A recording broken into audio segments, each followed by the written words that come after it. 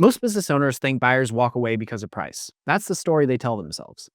But I've watched buyers lose interest in deals worth tens of millions of dollars for reasons the owner never even realized were red flags. And that's the scary part, because by the time you feel something's wrong, the buyer might be already looking for the exit. Here's a quick story. I once worked with a business owner who swore his company was perfectly positioned to sell. He had strong revenue, healthy margins, and plenty of inbound buyer interest. But 6 months later, no offers. And it wasn't because the business was bad, but because the potential buyers saw risks the owner couldn't or wouldn't see. And those risks usually show up in 3 very specific ways.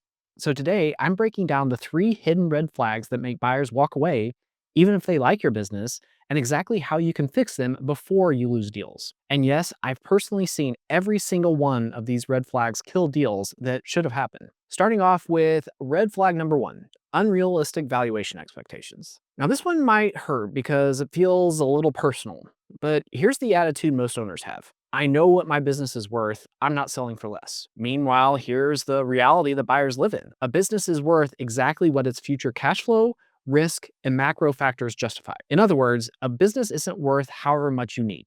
It's not worth what your competitor sold for. And it's certainly not worth what a business broker suggested on a first call when they're trying to land you as a client. The main thing that business buyers are looking at is risk-adjusted future returns. And if your valuation expectations are completely disconnected from that reality, buyers won't argue with you. They'll just quietly disengage and walk away. But let's dive deeper into where things typically go wrong.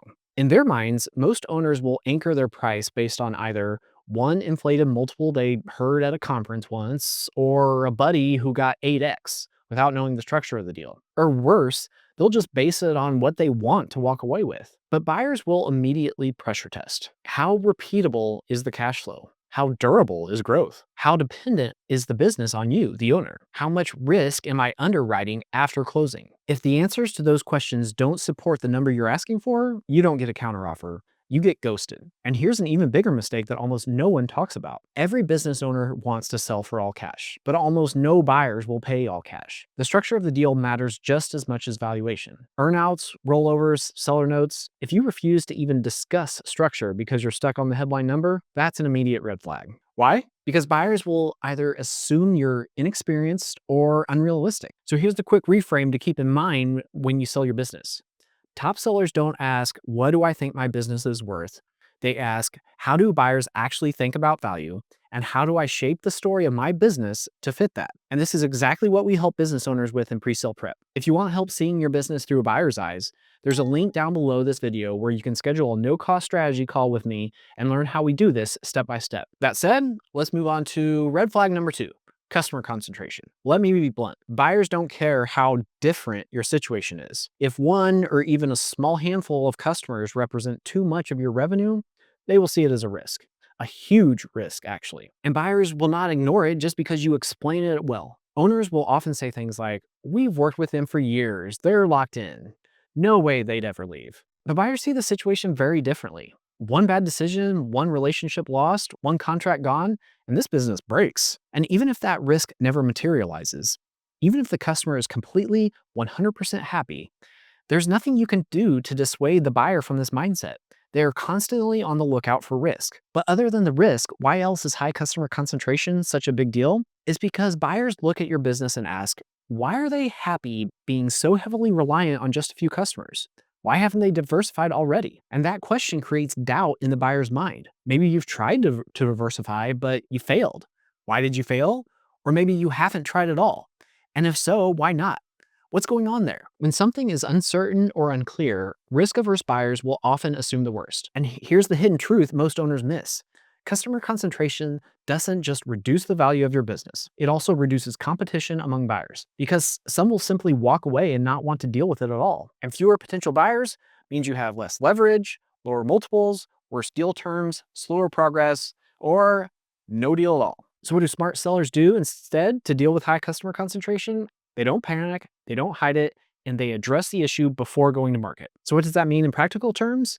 Sometimes addressing the issue means proactively diversifying your revenue, adjusting the growth narrative, structuring the deal more intelligently, or timing your exit differently. There is no one-size-fits-all solution, which is exactly why trying to explain away the risk often costs owners millions. So if you're unsure whether your customer concentration is a deal killer or just a deal shaper, that's a conversation we have with our clients every week. Again, hit the link in the description to book a no-cost strategy call and get clear on that. Finally, let's talk about the third silent deal killer. Red flag number 3, owner dependence. This is the one that owners underestimate the most. Because here's the truth.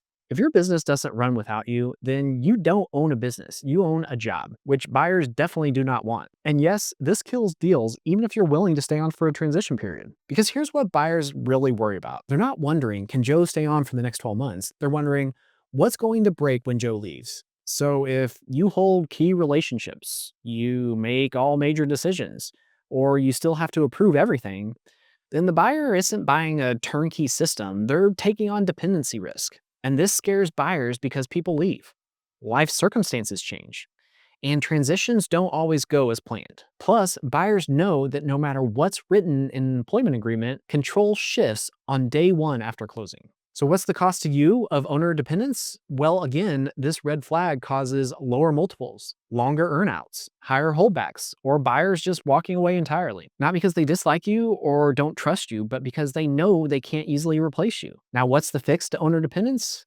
Well, unfortunately, it takes time. You don't fix owner dependence after you decide it's time to sell. You start fixing it, or at least put a plan in place to fix it, well in advance of a sale. That means taking action now to delegate authority, transfer customer relationships, build a team of 4 to 6 managers, and document your key processes. And yes, this is uncomfortable for high-performing founders. It's tough not being in full control anymore. But buyers don't pay premiums for your comfort. They pay for transferability. In fact, here's the common thread across all 3 of these red flags. They're not about bad businesses, they're about unprepared sellers. Most owners don't lose deals because they made the wrong business decision. They lose deals because they did nothing to prepare to exit, assuming things would work themselves out. Doing nothing feels safe, but in exits, doing nothing is usually the riskiest move you can make. And some owners will hire a banker or broker and assume, they'll tell me if I'm ready.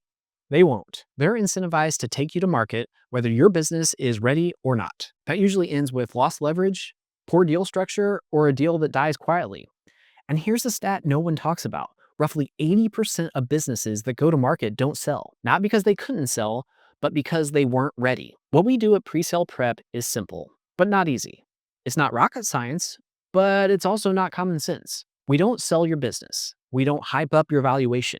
We don't promise moonshot outcomes. We help you see your business the way buyers do. Eliminate red flags before they come up. Control the narrative, valuation, and structure of your business. And that means you enter the sale process with leverage, not hope. Plus, if your business is large enough and you work with us, I'll make an offer to buy your business myself. That's how confident I am in the process. Imagine putting your business up for sale knowing buyers won't be surprised by any hidden red flags.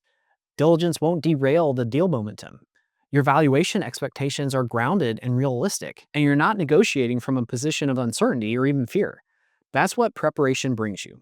So if you're even thinking about selling in the next few years, do not wait until a buyer forces these issues to the surface. Click the link in the description below. Schedule a no-cost strategy call with me, or watch the free video that explains exactly how we help owners avoid these red flags before they cost them millions. Because the best exits aren't rushed or done on the fly. They're carefully engineered. Thanks for watching today, and I'll see you in the next video.